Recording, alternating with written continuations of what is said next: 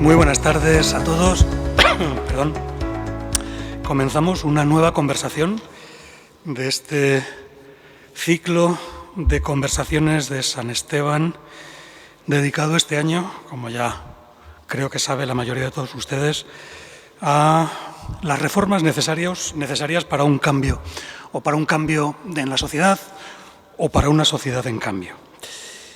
En la sesión de hoy, en la conversación de hoy, tenemos el honor de contar con Purificación Morgado Panadero. Purificación nos va a hablar sobre la reforma de las pensiones. Creo que un tema interesante, candente y en el que muchos de nosotros somos auténticos inexpertos. Y yo creo que nos viene bien a todos, a los que estamos pendientes de cobrar la pensión, como a los que ya están en ello, pues aprender un poquito sobre cómo va a ser la posible reforma de las pensiones, cuál es el futuro de las pensiones, y de todo ello nos va a hablar Purificación Morgado, que es profesora de Derecho del Trabajo y de la Seguridad Social en esta Universidad de Salamanca, y actualmente, además, ostenta el cargo de decana de la Facultad de Ciencias Sociales. Tiene formación académica en Derecho en esta Universidad de Salamanca, en la que también se doctoró con una tesis sobre familia y sociedad, con la que obtuvo el Premio Extraordinario de Doctorado en el año 2006. Su docencia la imparte habitualmente en la Universidad de Salamanca, en las facultades de Derecho, Relaciones Laborales y Recursos Humanos, en Trabajo Social y en Ciencias Empresariales, pero también ha sido profesora invitada en universidades como la Carlos III de Madrid, la Universidad de La Laguna en Tenerife, la Universidad de Castilla-La Mancha, la Universidad de Trento en Italia, la de San Paulo en Brasil, la Universidad Autónoma de México o la Católica de Lima en Perú y San Gil en Colombia. Como vemos, una actividad docente extensa e intensa. También ha realizado estancias de investigación en universidades como la París 10 en Nanterre, en Francia, y en Trento, o también universidades americanas como la de San Paulo en Brasil y la de San Gil en Colombia. Actualmente es directora del Máster Experto en Economía Social y Responsabilidad Social Empresarial de la Universidad de Salamanca y es miembro del Centro de Investigación Diversitas USAL. Ha ejercido como profesora en muchos cursos de formación del Ministerio de Trabajo y ha impartido conferencias a nivel nacional e internacional, destacando países como Italia, Francia, México, Colombia o Brasil. También ha participado y participa en proyectos de investigación, en varios proyectos de investigación, y es autora de numerosísimas monografías, artículos en revistas especializadas y capítulos de libros que, por su propia prudencia, no ha querido decirnos y, por tanto, no puedo comentar. Pero seguro que todo ello de interés no solo académico, sino profesional e incluso de interés para conocimiento en el aspecto divulgativo de lo que es las pensiones, el trabajo, la seguridad social y todo lo que con ello se relaciona. Así que nada más, en principio tendría que haber pedido disculpas en nombre de Fray Ricardo de Luis, que no ha podido presentar esta conversación por tener otras actividades coincidentes en hora. Y sin más, cedo la palabra a Purificación para que nos instruya, para que nos hable de la reforma de las pensiones.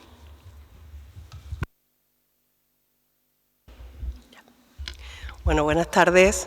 Muchísimas gracias por la presentación y muchísimas gracias a Fray Ricardo de Luis por la invitación a poder estar esta tarde aquí con todos ustedes.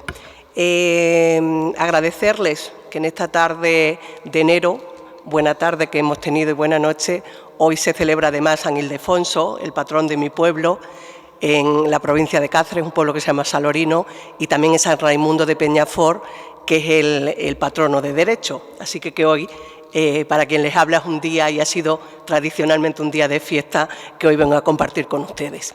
Y vengo a compartir con ustedes en un tema para el que me han pedido hablar, un tema controvertido, que es la reforma de las pensiones. La reforma de las pensiones del sistema de seguridad social, hacia dónde debe avanzar la seguridad social, hacia dónde debe ir y qué debe ser este sistema de seguridad social para que funcione.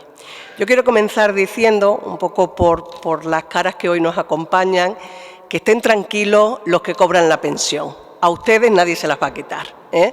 Estén ustedes tranquilos, el sistema de seguridad social es un sistema de derechos subjetivos, de tal forma que una vez que son reconocidos y que se causa derecho a ellos, no pueden ser eliminados. Podrán surgir leyes que eliminen la pensión de jubilación a lo mejor en un futuro, pero los que ya la cobran, estén ustedes tranquilos, pensiones de viudedad que van a seguir cobrándola. Bueno, voy a comenzar un poco, me resulta un poco complicado porque como tengo la presentación detrás, voy a irla, no les parezca mal, voy a irla siguiendo con el móvil para ir viendo lo que aparece ahí y así seguirlo mejor. Bueno, yo lo que hoy les voy a hablar es del sistema de seguridad social. En el ámbito de la protección social, en España tenemos distintos sistemas de protección social. Ustedes conocen a lo mejor la asistencia social, que nos llega de las comunidades autónomas, que nos llega de los ayuntamientos, de diputaciones. Quizás una de las figuras más conocidas es la ayuda a domicilio. Tenemos también otros mecanismos de protección social, como pueden ser el sistema de atención a la dependencia, y tenemos el sistema de seguridad social. Les he dado ahí una definición un poco general de lo que serían las pensiones del sistema de seguridad social y quiero poner el énfasis sobre todo de esa definición que ustedes están viendo ahí, ese conjunto de medidas sobre las que se generan las pensiones del sistema de seguridad social, que ante un determinado infortunio, un determinado acontecimiento, el sistema de seguridad social actúa siempre o principalmente desde el punto de vista económico, principalmente a través de prestaciones. ¿Por qué? Porque el sistema considera que ese acontecimiento que se produce nos va a generar una pérdida de ingresos o un incremento de gastos. Y ante esa situación intenta paliar esa circunstancia. Imaginen ustedes que fallece una persona que está trabajando. Esa persona que fallece, el fallecimiento de esa persona, por un lado nos va a generar una disminución de ingresos, porque la persona que trabaja, lógicamente, al fallecer, deja de cobrar salario, y por otro lado nos va a generar unos gastos, porque hay un sepelio, hay un entierro que hay que pagar. En ese sentido, el sistema de seguridad social actúa, por un lado, con prestaciones, por ejemplo, de viudedad y de orfandad para los familiares que quedan, y por otro lado, con unas ayudas para pagar los gastos del entierro. Bueno, esa es un poco la idea del sistema de seguridad social. ¿De acuerdo? Es decir, tenemos un sistema que aparece mencionado en la Ley General de Seguridad Social y ante determinados acontecimientos que aparecen en esa ley, el sistema de seguridad social va a actuar con prestaciones principalmente de carácter económico. Tengan en cuenta una cosa, este sistema de seguridad social hasta hoy, no me atrevo a decir qué sucederá en los próximos meses, pero hasta hoy es un sistema estatal. ¿Qué significa eso? Que las pensiones son iguales en todo el territorio español. Y el sistema por el cual se calculan, el sistema por el cual se obtiene la financiación es igual en todo el territorio español.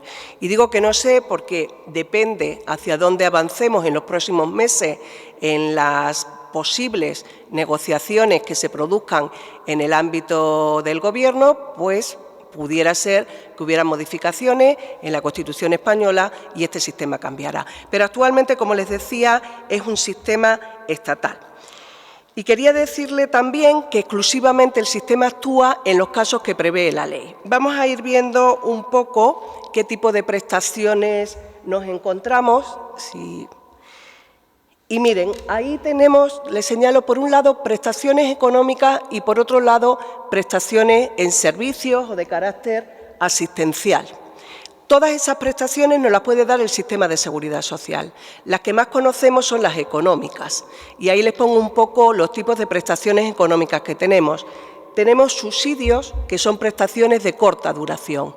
Por ejemplo, cuando se produce una enfermedad. Cuando alguien tiene una enfermedad, cobra una prestación, por ejemplo, que se denomina de incapacidad temporal, o cuando hay un accidente, un periodo de tiempo, o cuando hay un nacimiento de un hijo, un periodo de tiempo muy corto, por lo que se accede a ese subsidio. Tenemos también la otra opción, que son las pensiones, que ya estamos hablando de prestaciones económicas de larga duración. Por ejemplo, una jubilación, una viudedad, una incapacidad permanente, todas ellas son también económicas, pero de más larga duración. Y por último tenemos unas indemnizaciones, que son cantidades que se abonan de una sola vez. Y son en aquellos casos, por ejemplo, les pongo ahí, cuando se produce un accidente de trabajo. Hay unas indemnizaciones por accidente de trabajo o también esos gastos del entierro que yo le mencionaba y que es una prestación poco conocida que se llama el auxilio por defunción. Cuando se produce el fallecimiento de una persona que es trabajadora, el sistema nos concede una indemnización que se llama auxilio por defunción. No sé si dará siquiera para una docena de claveles, pero bueno, por lo menos hay una pequeña ayudita para esos gastos del entierro. Y luego ven ustedes, quizás las menos conocidas, esas prestaciones de carácter asistencial que tenemos en el otro lado, en la que tenemos pues asistencia sanitaria, prestaciones farmacéuticas o servicios sociales. Todas ellas pertenecen al sistema de seguridad social, pero quizás son menos conocidas. Entonces, todas engloban nuestro sistema de seguridad social y cuando se produce un acontecimiento determinado, el sistema actúa con esas prestaciones. Dentro del sistema de seguridad social tenemos dos niveles y esto es importante que ustedes se queden con ello porque yo me voy a centrar principalmente en el nivel contributivo. Las pensiones, las prestaciones del sistema de seguridad social pueden ser bien para los trabajadores y sus familias, que es lo que tradicionalmente conocemos, los que se llaman los niveles contributivos. Cuando surgen los sistemas de seguridad social, todos nacen en el ámbito contributivo. Los sistemas de seguridad social nacen para dar cobertura a los trabajadores y a sus familias. Nuestro sistema de seguridad social surge en el año 1963. Por lo tanto, en la etapa franquista se introduce nuestro sistema de seguridad social, que es el que tenemos en la actualidad, pero con muchas modificaciones, lógicamente. Pero nuestro sistema es un sistema preconstitucional, es decir, antes de la Constitución española, España ya tenía un sistema de seguridad social. Pero les comento, ese sistema de seguridad social, igual que sucedía con los sistemas de seguridad social de los países próximos de nuestro entorno, eran sistemas claramente contributivos, con prestaciones exclusivamente para los trabajadores y sus familias. Posteriormente, con la Constitución del año 78 en nuestro país, si ustedes cogen el artículo de la Constitución española referido a la seguridad social, que es el artículo 41, habla de un sistema de seguridad social para todos los ciudadanos.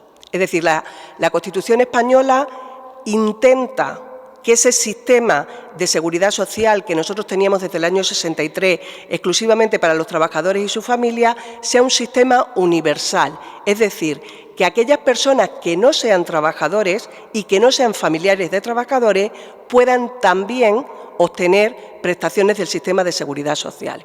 Y fruto de esa mención en el artículo 41 de la Constitución española se crea el sistema de prestaciones no contributivas de nuestro país en el año 1990. Actualmente tenemos, por lo tanto, en el sistema de seguridad social, como les pongo ahí, dos niveles. Quizás las más conocidas, el nivel contributivo, porque la mayoría de las personas cobramos, hemos sido trabajadores o familiares de trabajadores o somos trabajadores y tenemos nuestras familias, la mayoría cobramos prestaciones contributivas. Y miren, es muy importante, porque voy a mencionarles y voy a hablarles de esto, cómo se financian ambos sistemas. En el caso de las prestaciones contributivas, del nivel contributivo, se financian con las cotizaciones que mensualmente empresarios y trabajadores ingresamos en el sistema de seguridad social.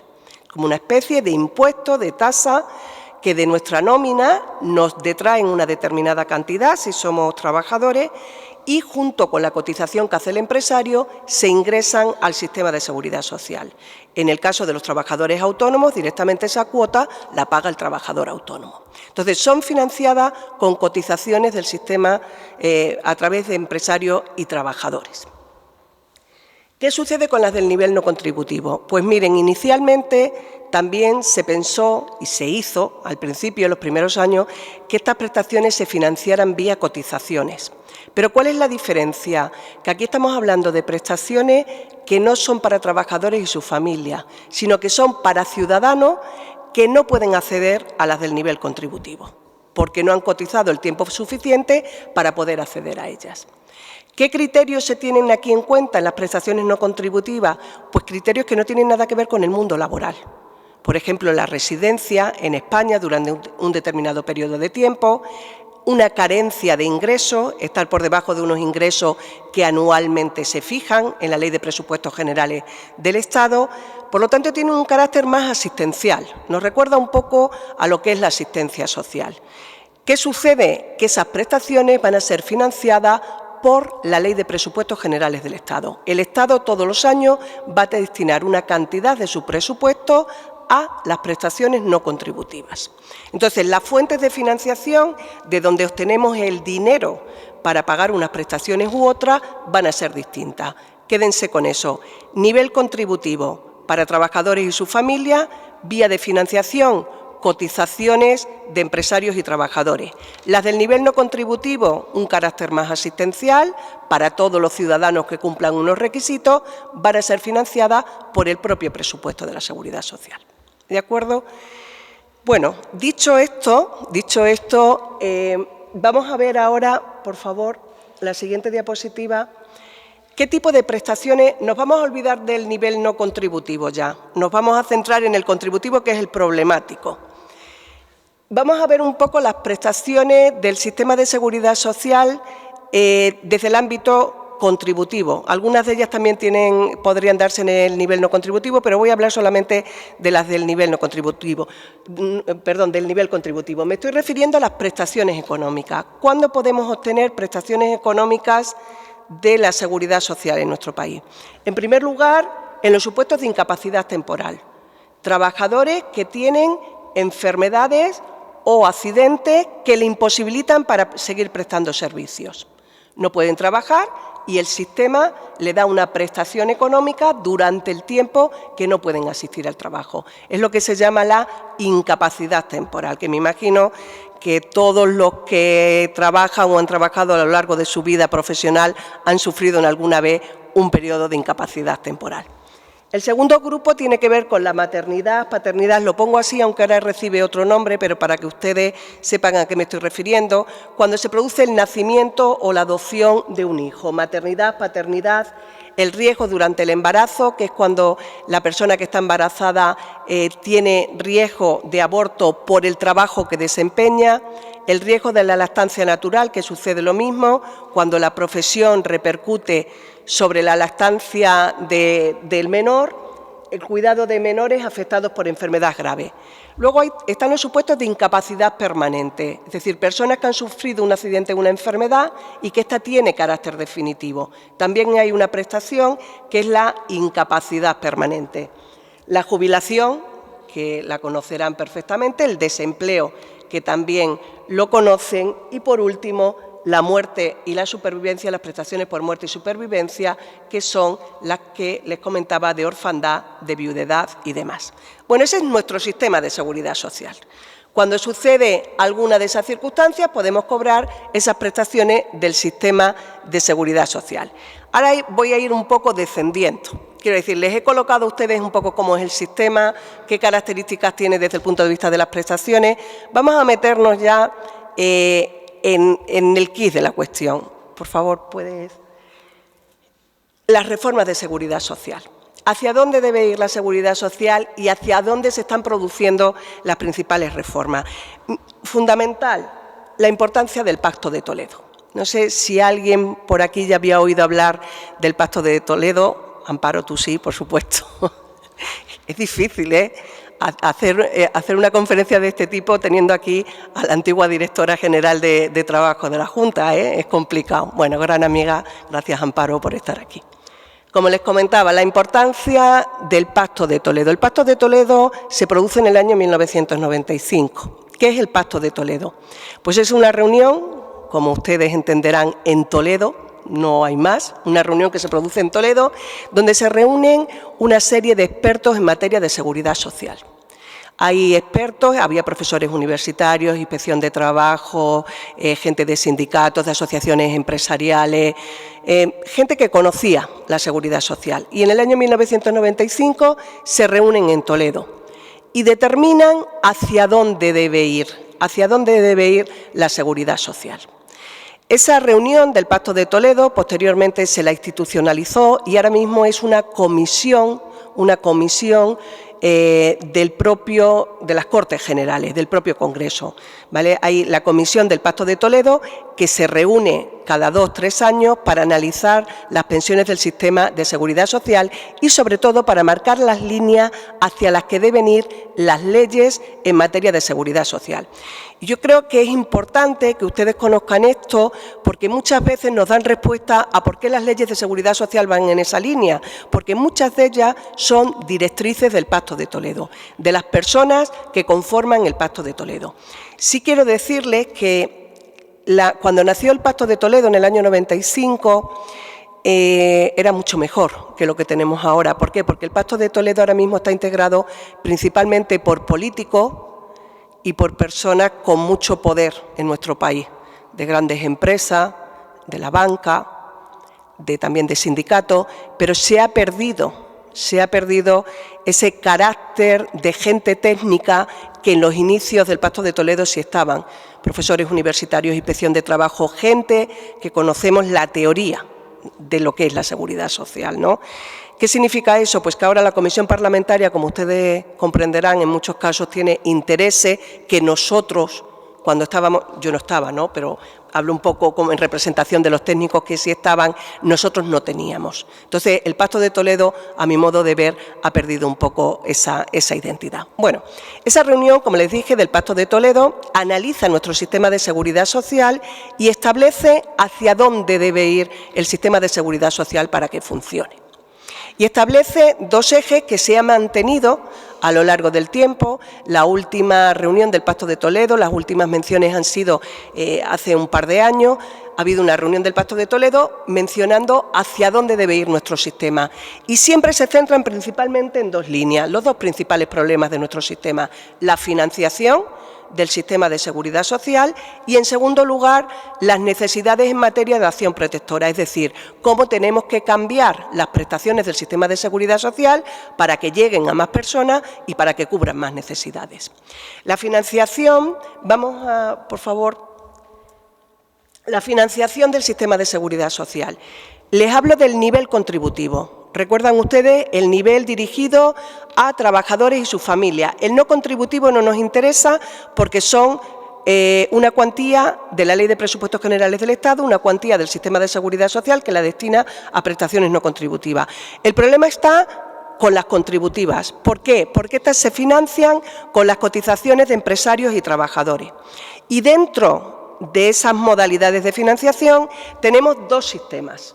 El sistema de reparto, que consiste en que las personas que están trabajando son las que cotizan para pagar las pensiones de hoy, es decir, yo que estoy en activo, como muchos de ustedes que están hoy aquí, estamos cotizando al sistema de seguridad social y nuestras cotizaciones se están utilizando para pagar las pensiones de muchos de los que están hoy aquí. Tengan eso claro, es decir, no son sus cotizaciones que hicieron en su día, sino que son las nuestras. De tal forma que cuando yo acceda también en un futuro a una pensión, serán las personas que estén trabajando las que paguen mis cotizaciones, mi pensión con sus cotizaciones.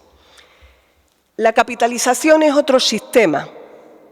El sistema de capitalización es lo que se llama el sistema de hucha, que consiste en que cada persona cotiza al sistema de seguridad social y sus cotizaciones se van guardando en una hucha ficticia y cuando se jubila se devuelve esas cotizaciones que ha realizado. Es un sistema más equitativo quizá, más justo desde el punto de vista individual, porque es un sistema parecido, que ustedes conocen, a los fondos de pensiones privados, pero esto es público. El sistema de reparto es típico de los países europeos, mientras que los sistemas de capitalización se producen más en los países principalmente de Sudamérica. ¿Por qué? Porque los sistemas de reparto son los tradicionales, los clásicos, los que existían desde que se crean los sistemas de seguridad social, esos sistemas contributivos que, como les decía, en España se crean en el año 63. Siempre se han financiado con cotizaciones, mientras que estos sistemas de reparto se están introduciendo en países donde los sistemas de seguridad social son más jóvenes, podríamos decir así. Son más jóvenes y se utiliza el sistema de hucha. ¿Por qué? Porque en los sistemas de reparto la función de los Estados es fundamental. El Estado tiene que controlar esas cotizaciones, porque dense cuenta que son procesos de redistribución de renta.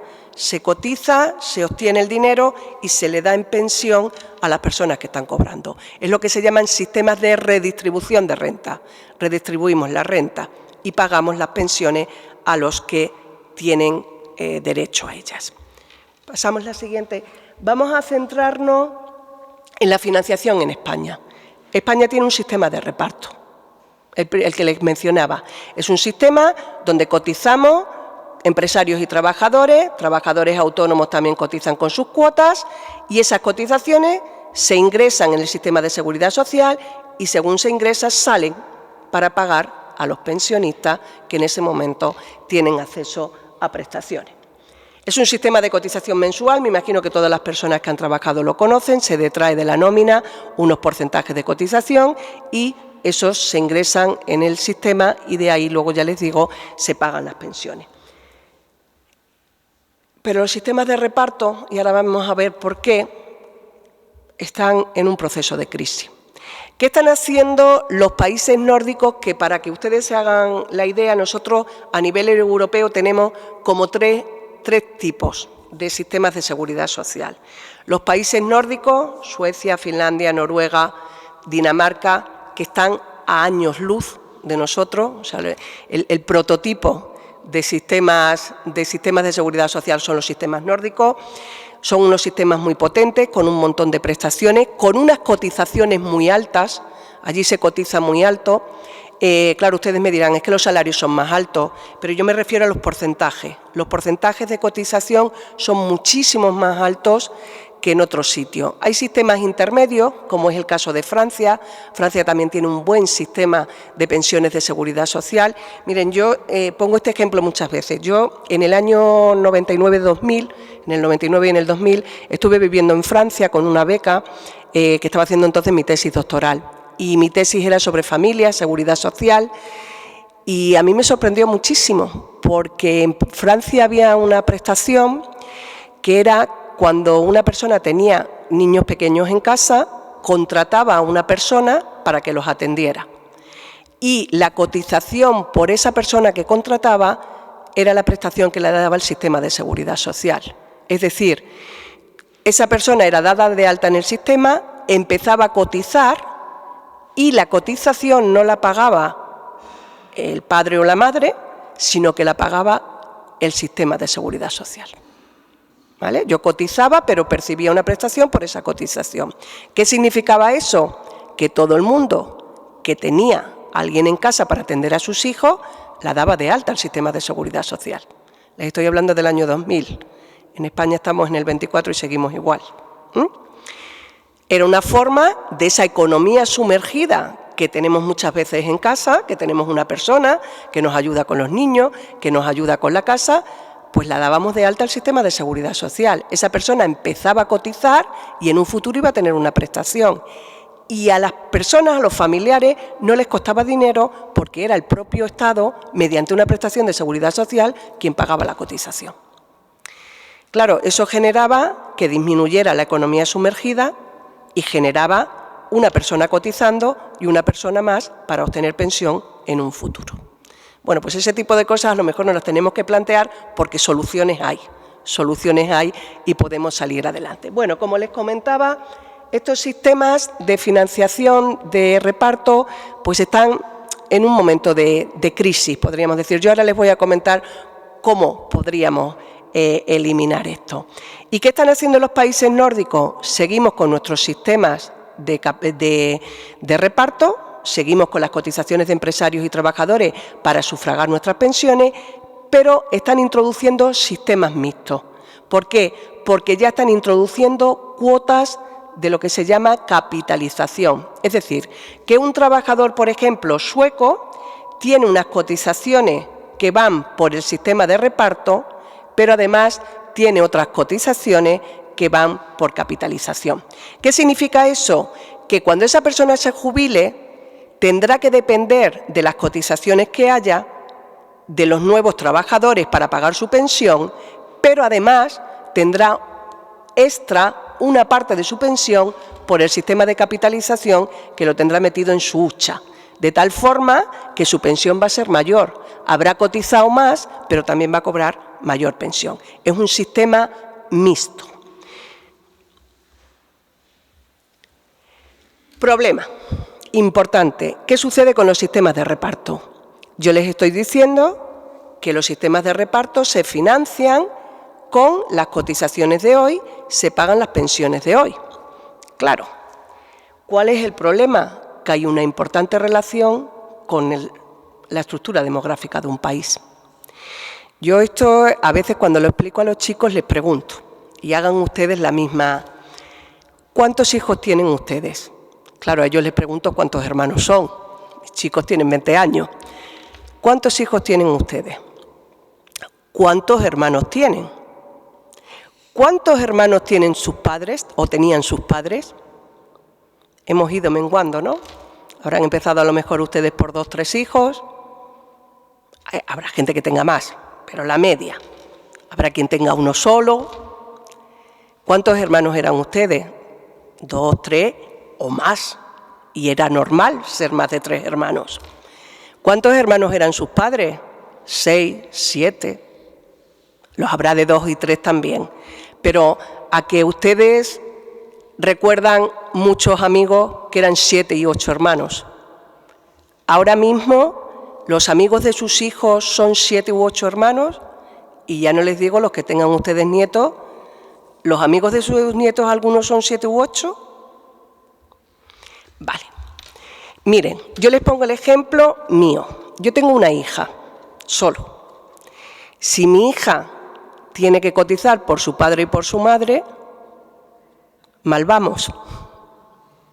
Los que no tienen hijos necesitarán también cotizantes y así sucesivamente. Claro, cuando antes eran 7 u 8, recuerden ustedes, nuestro sistema de seguridad social nace en el año 63. Estaban los famosos premios de natalidad, la ley de familias numerosas. Había cotizantes para mantener el sistema. Ahora es complicado. Si los que cotizan hoy son los que pagan las pensiones de hoy, hoy no vamos mal. ¿Cuándo vamos a pasar verdaderamente el peor trance? Cuando se jubilen la gente que nació en los 60 y en los 70. El baby boom de los años 60 principalmente, también de principios de los 70 en nuestro país. Claro, ahí tenemos familias que son 5 o 6 hermanos. ¿Cuántos hijos han tenido? ¿Cuánta gente joven va a estar trabajando dentro de 30 años? Porque claro, el problema es que nacen muy pocos. Tenemos una tasa de natalidad muy baja. Y si a esto unimos que se va a jubilar mucha gente, recuerden esa premisa. ¿Cómo financiamos el sistema de reparto? Con las cotizaciones de las personas en activo. Entonces, la estructura de un país en los sistemas de reparto es muy importante. Para que funcione el sistema de reparto, ¿qué es lo ideal? Que haya muchos cotizantes, muchas personas que trabajen y que haya pocos pensionistas. Esto es como todo, que tengamos muchos ingresos y pocos gastos. Cualquier economía funciona así y el sistema de seguridad social es un sistema económico, se lo decía al principio, tiene otras muchas cosas, pero en materia de pensiones son principalmente desde el punto de vista económico. Por lo tanto, tendríamos que tener muchos ingresos, pocos gastos para que el sistema funcione. ¿Cómo es nuestra estructura demográfica? Si ustedes miran la estructura demográfica, la ideal sería una pirámide, donde la base fuera gente joven trabajando y el pico fuera gente mayor cobrando pensiones. Eso sería lo ideal para los sistemas de reparto. No es así. Nuestro sistema ahora mismo es algo así como una especie de botella donde cada vez más la base se va metiendo, donde cada vez hay menos nacimientos. ¿Y qué se produce por el contrario? Pues un aumento de la esperanza de vida. La esperanza de vida, ustedes saben que estamos rondando los 85-86 años como esperanza de vida. ¿Qué significa eso? Que hay gente que cobra muchos años la pensión de jubilación, y qué bien, ¿no? O la pensión de viudedad, y qué bien que estén ustedes y puedan cobrarla, y que todos podamos cobrarlas en un futuro, pero claro, necesitamos gente que trabaje. Y si no hay nacimiento, pues tendremos que buscar otras alternativas. Si no hay gente joven para sufragar las pensiones, tenemos que buscar a otros que financien el sistema.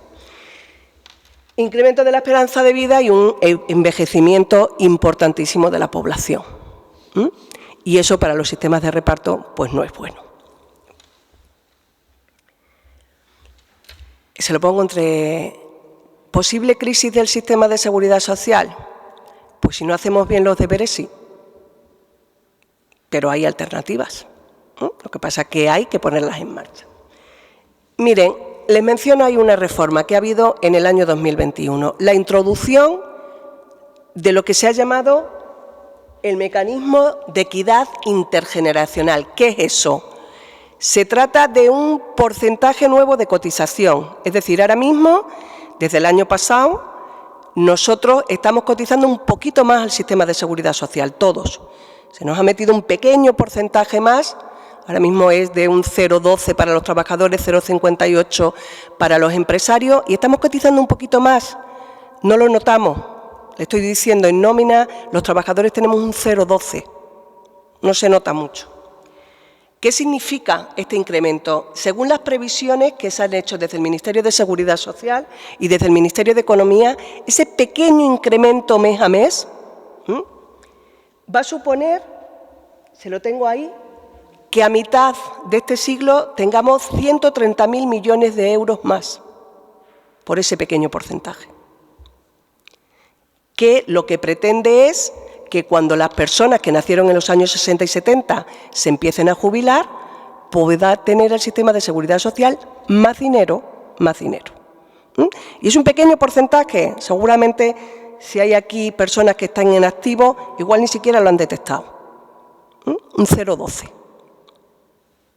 Bueno, pues a la larga ese 0,12 más el 0,58, claro, que pagan los empresarios, pues va a suponer que al final, a mediados de este siglo, tengamos 130.000 millones de euros más. Un incremento en la cotización del sistema de seguridad social. Una noticia de diciembre de este año 2023, en un periódico económico, no he querido ponerlo, era El Economista, pero por si quieren ustedes verlo, decía, informe de las pensiones de la OCDE. La OCDE es un organismo internacional y saca un informe de las pensiones de todos los países. Y dice, las pensiones en España, se está refiriendo principalmente a la pensión de jubilación. Recuerdan ustedes que yo les decía que el sistema de seguridad social tenía pensiones para trabajadores y sus familias, y lo que hace es dar unas pensiones cuando el trabajador no puede trabajar. Son rentas sustitutivas de los salarios. ¿Qué dice la OCDE? Cuando una persona está trabajando y deja de trabajar y empieza a cobrar la pensión de jubilación, lo que se denomina la tasa de reemplazo, en España y en Grecia, que tenemos sistemas de seguridad social que no son muy allá, se paga el 80%. Es decir, que un trabajador cobra como pensionista aproximadamente el 80% de su salario. Aproximadamente, el 80%. ¿Qué hacen los países nórdicos? Pagan entre el 46 y el 60. ¿Qué significa eso? Que al sistema de seguridad social cada pensionista le está pagando, con respecto a los países nórdicos, un 20% más de pensión. Cotizamos menos al sistema, pero en proporción si tenemos en cuenta nuestro salario, el porcentaje que nos pagan es mayor en nuestro país. Es decir, hemos contribuido menos a los sistemas, pero obtenemos en proporción mejores pensiones que los países nórdicos. Les recordaba hace un momento que los países nórdicos eran el prototipo a seguir. El mejor sistema de pensiones son los de los países nórdicos. Pero ellos no le pagan a sus pensionistas tanta pensión como pagamos en España. Otro. El Fondo de Reserva de la Seguridad Social. ¿Recuerdan ustedes el Pacto de Toledo del que les hablaba hace un momentín, que se crea en 1995? Ese Pacto de Toledo estableció la necesidad de crear un Fondo de Reserva de la Seguridad Social. Lo habrán oído ustedes mencionar como la hucha de las pensiones. Esto es el Fondo de Reserva de la Seguridad Social, que se crea en el año 2000 y donde van los excedentes de cotizaciones, si hay más cotizaciones que pensiones, todo lo que sobra va a ese fondo de reserva, y también una cantidad que la Ley de Presupuestos Generales del Estado introduce en ese fondo de pensiones. Miren, en diciembre del 2023, el fondo de pensiones de la Seguridad Social, el fondo de reserva, era de 5.300 millones de euros. Ahora mismo, hace un mes, esta noticia es del 22-23 de diciembre, 5.300 millones de euros tenía el sistema de seguridad social. Les pongo por debajo lo que ha costado en el año 2023 las pensiones en nuestro país. 170.800 millones de euros ha gastado España en pensiones, lo que supone el 12,7% del PIB. Eso en unos años se va a multiplicar. Y las reservas que tenemos, como ven ustedes, son bajas. ¿Qué sucede? Que la hucha de las pensiones se ha ido gastando. Se ha ido gastando por la crisis, porque claro, estas pensiones no solamente son para jubilación, para viudedad, esto también es para desempleo. Entonces tuvimos una crisis en el año 2008, se cogió dinero de ahí, hemos tenido la crisis del COVID, se ha cogido dinero de ahí. Es decir, que, claro, vamos cogiendo dinero del fondo de reserva y el fondo se va gastando, la hucha va bajando. Pues miren ustedes lo que pagamos en el año 2023. ¿Qué ha sucedido en el año de 2023? ¿Por qué se han pagado tantas pensiones? En primer lugar, por la revalorización. La revalorización de las pensiones desde la última reforma en España se hace por el IPC. Según el IPC. Este mes de enero, los que ustedes que sean pensionistas, pues a lo mejor han cobrado una paga para adaptarse al IPC del año anterior. ¿Por qué? Porque cuando se van a pagar las pensiones, al comienzo del año se hace una previsión. Este año, por ejemplo, las pensiones van a subir un 3,5%. Lo acaban de decir hace unos días, en España las pensiones suben el 3,5%. Pero ¿qué sucede si el IPC sube al 5, al 6, al 7? Que luego tendrá que haber un ajuste. Y entonces se ajustan las pensiones y se suben de acuerdo con el IPC. El año pasado, en el año 2023, hemos tenido uno de los IPC más altos de los últimos años. ¿Qué ha sucedido entonces? Que las pensiones que habitualmente suben entre un 2 o un 3%, el año pasado han subido un 8,4%.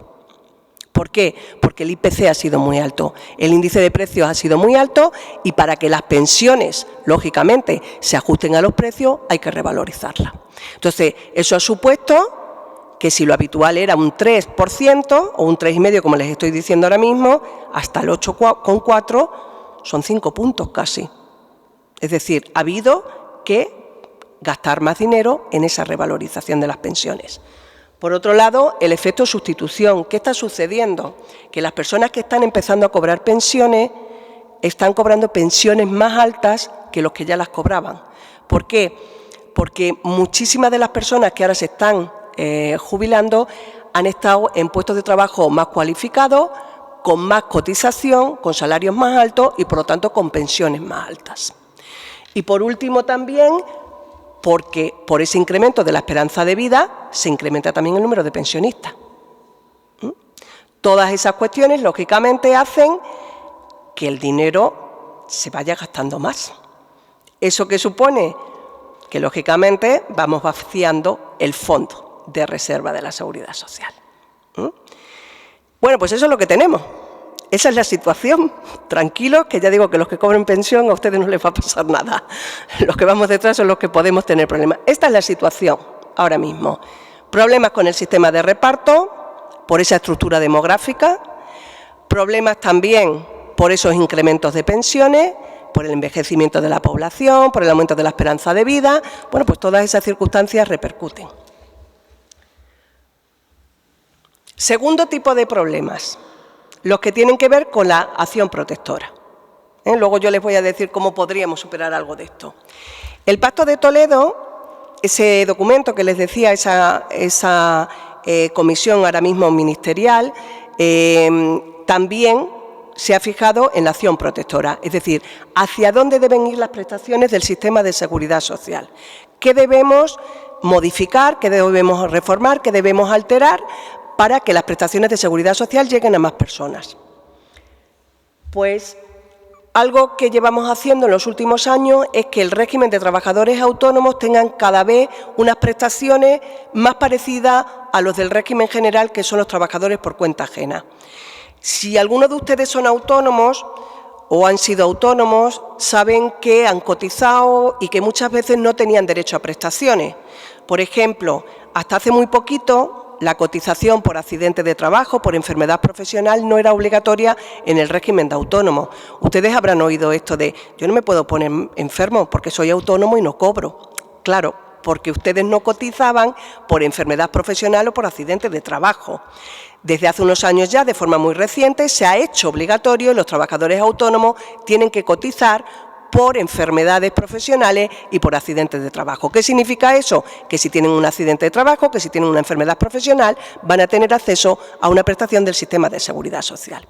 También, de forma reciente, se creó una prestación por cese de actividad, que es algo así como la prestación por desempleo de los trabajadores autónomos. Miren ustedes, la prestación por cese de actividad ha sido una suerte en este país con el tema de la COVID.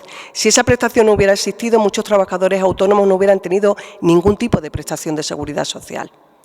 Cuando se produce la COVID y muchos tuvieron que suspender su actividad, tuvieron que cerrar sus negocios, pudieron acceder a esa prestación por cese de actividad, que ya les digo que es similar a la prestación por desempleo de los trabajadores asalariados, y ha permitido que esas personas que tenían que cerrar sus negocios pudieran acceder a una prestación del sistema de seguridad social.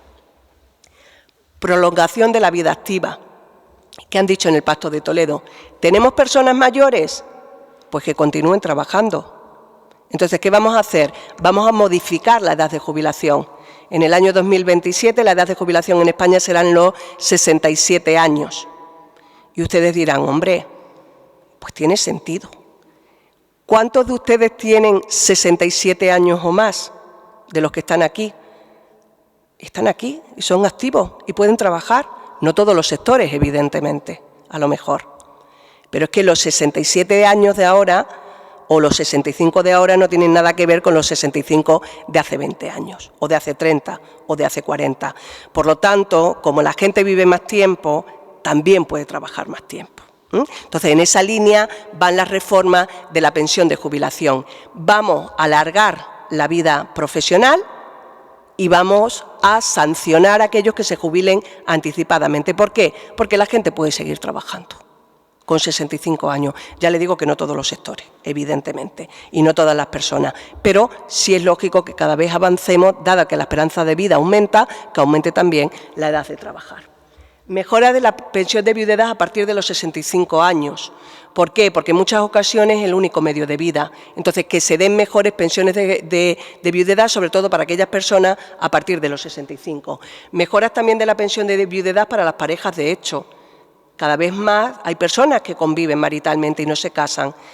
Acuden a un registro de parejas de hecho y al final conviven con esa persona y son su pareja. Entonces, lo que ha hecho la última reforma también es considerar la pensión de viudedad. No sé cómo voy de tiempo. Fatal, ¿no? La pensión de viudedad también para las parejas de hecho.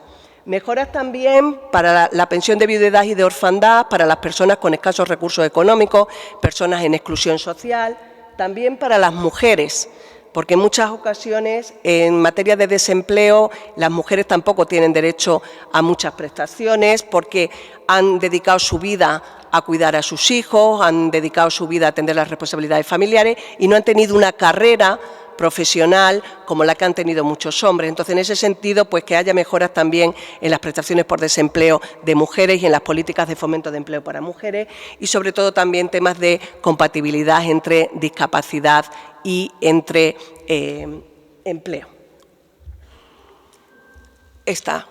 Bueno, esa es la situación. ¿Qué tenemos que hacer ahora? Pues necesitamos dinero.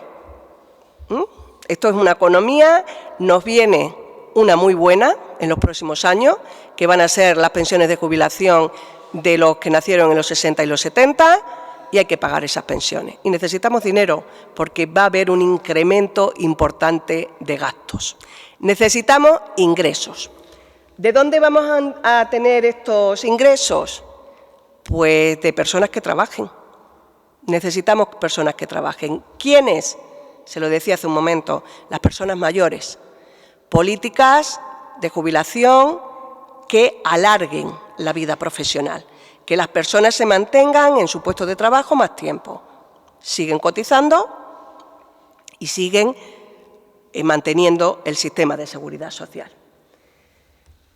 Voy a ir a la parte de abajo, luego vuelvo un poco para arriba. Incremento de cotizantes también, mujeres que se incorporen al mercado laboral. Sigue habiendo un sector importante de mujeres que no se incorporan al mercado laboral o que siguen con contratos a tiempo parcial que no les permiten tener unas cotizaciones adecuadas y obtener luego unas prestaciones, pese a que ha habido ya algunas reformas que equiparan las cotizaciones a tiempo parcial con las cotizaciones a tiempo completo. La idea es que las mujeres se incorporen al mercado laboral a través de lo que son las políticas de conciliación, que son para hombres y mujeres, pero que principalmente son las mujeres las que lo utilizan, y lo que se llama también discriminación positiva, es decir, favorecer que las mujeres se incorporen al mercado laboral e incluso en sectores en los que tradicionalmente no lo han hecho. Les menciono ahí también una cosa que se llama el complemento de brecha de género. No sé si ustedes, me imagino que hay personas aquí que ya lo cobran. El complemento de brecha de género se estableció para que las personas que cobren, las mujeres que cobren pensión de jubilación, de invalidez o de viudedad, hay una cuantía adicional por cada hijo que hayan tenido. Hay un porcentaje y esas prestaciones se han incrementado de tal forma que se les reconoce por el sistema ese labor de cuidado que han hecho de los hijos. Eso hubo una sentencia en el Tribunal de Justicia de la Unión Europea que determinó que los hombres también lo pueden cobrar siempre que cumplan determinados requisitos y ha habido una modificación de la norma. Es decir, que aquellos de ustedes que hayan tenido hijos, principalmente las mujeres se les reconoce automáticamente, tienen que solicitar ese complemento de brecha de género. Luego también tienen que trabajar las personas discapacitadas, tenemos que llevar a cabo políticas de fomento de empleo de esos discapacitados y también las personas migrantes. Estoy hablando de personas inmigrantes con papeles, con permiso de trabajo y que presten servicios reconocidos, remunerados y no a través de la economía sumergida. Y algo importante también, tenemos que atender las nuevas necesidades sociales por el sistema de seguridad social, las familias monoparentales. Las familias monoparentales en muchas ocasiones no tienen derecho a muchas cosas y a muchas prestaciones por esa condición. Por ejemplo, tenemos muchas demandas ya, todas denegadas en los tribunales, de familias monoparentales. Miren ustedes, por ejemplo, por el nacimiento y cuidado de menores hay una prestación que dura 16 semanas para cada progenitor. 16 semanas para el padre o la madre, 16 semanas para el padre o la madre. En el caso de las monoparentales, donde solamente hay un progenitor o progenitora, lo ideal es que fueran 16 más 16, solamente se le reconocen 16. Es decir, que el niño que nace o es adoptado por una familia donde hay dos miembros, tiene más permiso y más prestación de seguridad social sus padres que en el caso de que sea una monoparental. Y así podríamos hablar de muchos problemas que tienen las familias monoparentales. Ese es un ejemplo de hecho. Bueno, en definitiva, y para cerrar, ¿qué tenemos que hacer? Animar a todo el mundo a que tenga hijos. Yo lo hago a mis chicos en clase, que están en edad, a lo mejor en unos años. Hay que tener hijos, hay que mantener el sistema de seguridad social. que la gente se mantenga en el mercado laboral, que coticen y así seguiremos adelante. ¿Hay problemas? Sí, pero hay solución. El sistema de seguridad social ya ha tenido vaivenes y, bueno, con la introducción de esos sistemas de capitalización que vamos a ir metiendo también, pues probablemente no tengamos ningún problema. Así que, como les digo, el sistema de seguridad social esperemos que continúe y que las pensiones continúen y tranquilidad para los que ya la cobran. Muchísimas gracias.